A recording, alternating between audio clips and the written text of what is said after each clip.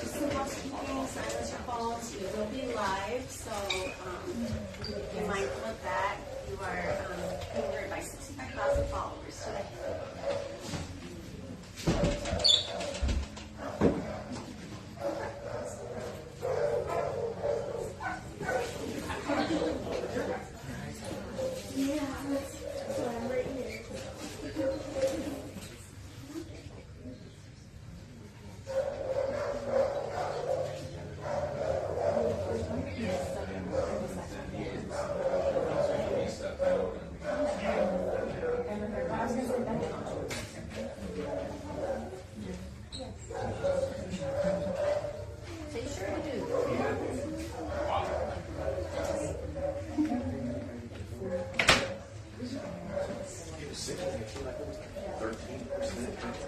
Good morning. Good morning, everyone. I want to thank you all for coming today. My name is Jenny Weber. I'm the Executive Director at the Humane Society of Hobart, and we're here today to bring awareness about the crisis that we're facing here at the Humane Society of Hobart, and the crisis shelters and rescues are facing across our state and country. The Humane Society of Hobart is a nonprofit animal shelter that has been here since 1954. So we are celebrating our 70th anniversary next year in 2024, which is an amazing feat. I want to acknowledge the staff that's in the room at this time. If you all could just hold your hands up, and our volunteers, which is the majority of you are board members. And we want to thank and acknowledge SNP, Dr. Lauren Washer, and Matt for being with us today as well. A valued partner in our community that we'll highlight a little bit later. So the Humane Society of Hobart has an annual intake of about 3,000 animals. They come right through this door. This is our only little door here, which all the action comes right through. We receive cats, dogs, reptiles, mammals, all different types of animals, farm, equine, throughout our community each year. We are alongside law enforcement because we are contracted with Hobart, Lake Station, New Chicago to provide animal control field services. That means we're alongside law enforcement whenever there's a police raid, a homicide, suicide, domestic violence dispute, car accidents. So we're a very, very busy agency, and that is how we receive our pets, through field services and through stray and owner requests of Hobart, Lake Station, and New Chicago. Recently, we have seen some alarming trends. There's always a reason why shelters are full, and we notoriously are full. Right now, we are facing a few different crises that are new and converging. One is that we have a lack of affordable pet-inclusive housing mandate in our community, and it really is across the country. Only 8% of rental properties allow, without breed restrictions and without weight restrictions, pets to be in the homes. And so that isolates a huge segment of our population, and quite possibly the population that is already marginalized and renting and not owning. So when we see that our people are in trouble due to inflation and the economy, which is another driving force behind our intake, we know that those people are suffering. We also have a huge veterinarian shortage. We have north of 8094 with a population of 200,000 people, more than 200,000 people, 2 veterinarians serving, everyone above 8094, everyone beyond 8094. That's impossible. That is more than a shortage. It's called inequity. It's called exclusivity is what it's called. And that is driving our intake as well. And finally, driving our intake, again, is that the economy, inflation. Costs have gone up for dog food and professional services by 45% in some cases. People just cannot hold on to these pets and continue to pay for their care. It's exorbitant. As a consequence of this, and because the surrounding communities that border our jurisdiction either don't have field services or adequate field services, we're seeing an alarming number coming from out of jurisdiction.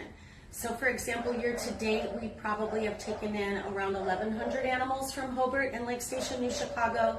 The other 1,200 are coming from outside of our jurisdiction at a cost of $270,000. This is not sustainable for us, and because of the overcrowding and recent mycoplasma outbreak costing $40,000, we are now unable to make payroll at Thanksgiving. We have had to lay off 2 employees, and this is a very serious matter. Again, this is a crisis not just that we're facing, but our entire state is facing, but particularly this hometown shelter after 70 years might not see that 70th year in 2024. So what do we need? We need volunteers, we need adopters, and we need donations. We need a multi-channel, multi-approach by both government, nonprofit agency, and the public to solve this problem. Pet homelessness is a public problem in which we need a public solution for. But not one agency can keep working at this, like the Humane Society of Hobart. We need our government partners across Lake County to be seated at the table, and we need our donors and adopters to come back to us. Adoptions are down by several hundred this year due to the economy, but again, those families that can't afford it are not going to be adopting. Our plan for the future is also multi-channel. We know that our building, after being 70 years old, is causing a lot of the problems we have. We have no isolation units and no proper quarantine areas, so that when we do have a disease outbreak, we can go from a few dogs sick in the evening to a full kennel by the morning, in which that's what we experienced in the mycoplasma outbreak. Our building is crumbling. We have multiple problems with plumbing, electric, roofing, and we are landlocked now. After 70 years, everyone has built around us, and we have nowhere to even walk our dogs, and we sit on Route 130, which is very busy. So our plans for the future, when we get stable, which we really believe we can through several different efforts, we really hope that we can start our new building committee and that we have support from the public for those individuals wishing to volunteer and sit on those committees to help us move. In our press release, you have a link to our website, which has our life-saving business plan, which is very unique to our nonprofit.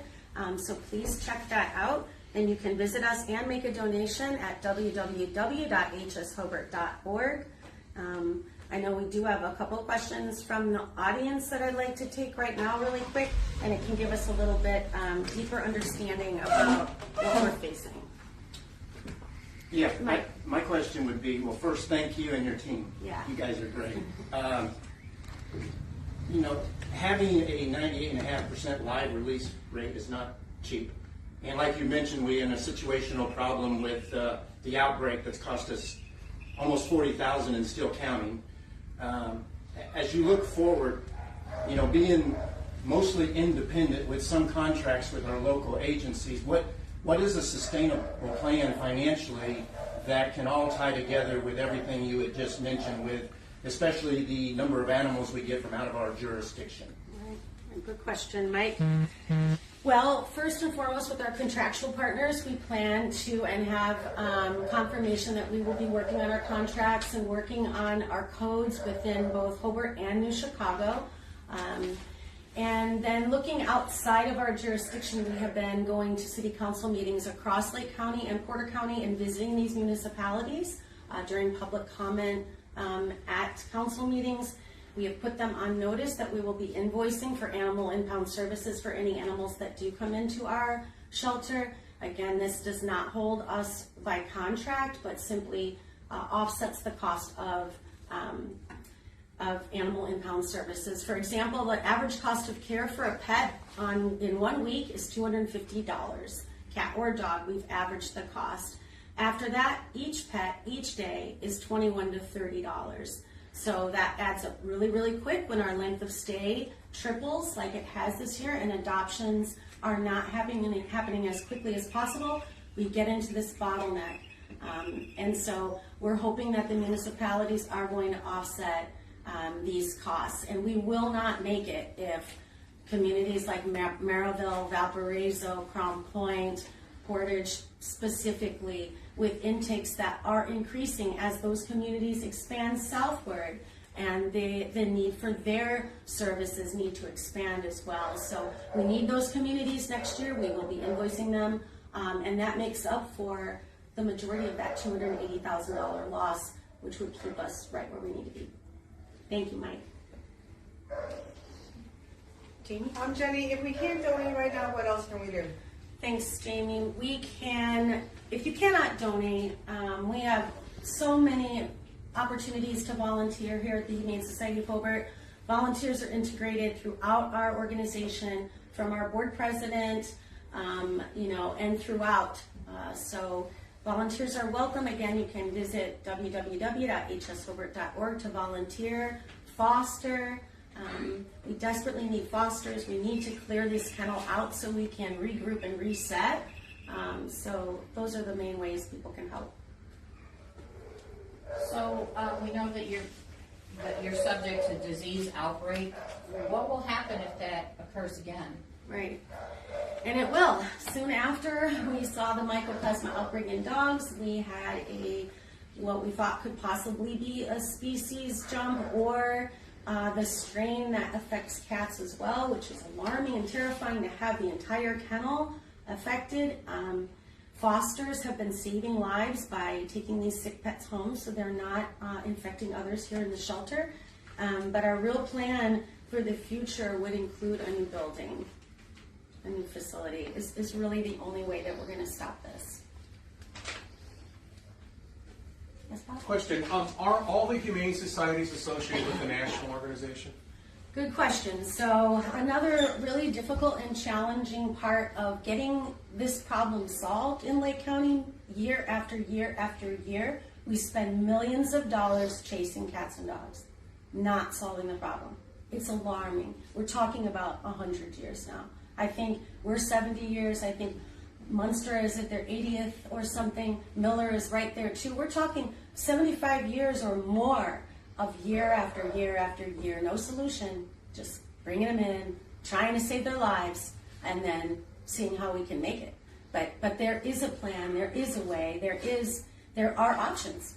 And we are not connected, and more than 20 agencies in Lake County alone operate independently. So your animal controls, rescues, shelters, none of them are connected, all independently, duplicating efforts and operating independently. So the Humane Society of Hobart sponsors a coalition of animal welfare professionals. We meet 4 times a year to solve these problems, and we need leaders at the table. This November 30th is our final 4th quarter meeting, and we really need all elected officials, any stakeholders, police chiefs, any decision makers at the table at this meeting so we can move forward with a viable plan.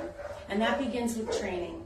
And so we have an opportunity to work together in a collaborative way through a grant in which we can begin to get these municipal agencies trained so they can stand on their own and not rely on so much the services of the Humane Society of Hobart. So we're not connected, so when you're donating, please be mindful of that. It doesn't filter down from the national organization. We are our own nonprofit. Any final questions? Or I have a few. Okay, yeah. You talked about the uptick in animals coming in from municipalities outside of your jurisdiction. Could you maybe walk me through that process? How exactly do they end up here from wherever they are? Certainly. So we're here 365 days a year, and either during open hours or off hours, if municipal agencies and towns do not have adequate animal control field services or response teams, or even a shelter and stray hold like this building, there's nowhere for them to go. So this building is open. People do know about us. They are coming this way because they need help. And why this is so important is, residents want to live in humane communities. They don't want to see free-roaming injured pets running and overpopulating our areas. And so they're looking for help. They're picking up these pets, and then they find out they hit a brick wall because if they're in Maryville, there's nowhere to go. And again, this is not at all in judgment of these municipalities. This is a very complex problem that we're here as a resource to help them solve, because we know that we're stronger together, and that we're only as strong as our weakest link. And just to have some more numbers, what is the capacity like here versus the numbers you're seeing at this point? Our capacity for care in-house, and this is calculated by not just cage space, but the number of employees, the dollars that we have, our budget, the time of year. It's very, very difficult to get to that number of capacity for care. Felines, total in-house, we should have 39 max, and in-house canines 29. We are at close to 60 dogs right now, 60 dogs. We are way over capacity for canines. Felines, not as much. We have a very huge foster network that is carrying about 100, would you say, Danielle? 100 in foster right now waiting to come in. So outside of what we have in here today, how many cats would you say we're at? Probably about 100. Okay, 150 in foster cats right now, 60 dogs in house, and roughly 45 to 50 cats in house. Way over capacity, which causes that overcrowding. And if they're tied up out front, we don't have the opportunity to do diversion or talk with residents about how they can keep their pet or network them to other communities. And you mentioned that you're landlocked, but you're hoping for building improvements. Can you kind of explain Yeah. what you're looking to do? Well, we really know we can't stay here. The building is not adequate. We cannot move left, right, forward, or backward.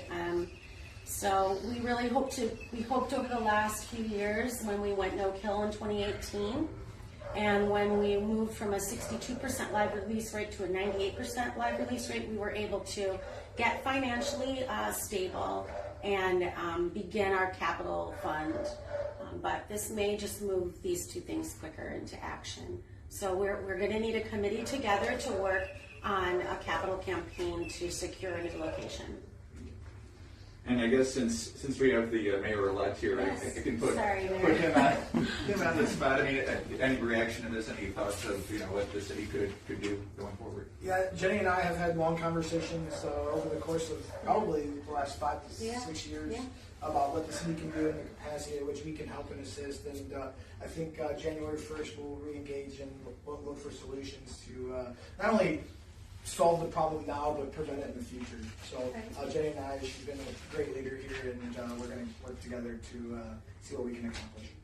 Thank you. Thanks, Mayor. Having your assurances means a lot. Congratulations to you, and we look forward to working with you. Thank you so much for your leadership. Any final thoughts and questions? I want to thank all of the donors out there today. I want to thank everybody that supports us. We are so grateful for you, and we want to see 70 in 2024. So come on in and adopt, and make sure you follow that GoFundMe link to donate and find out more information about the Humane Society of Hobart.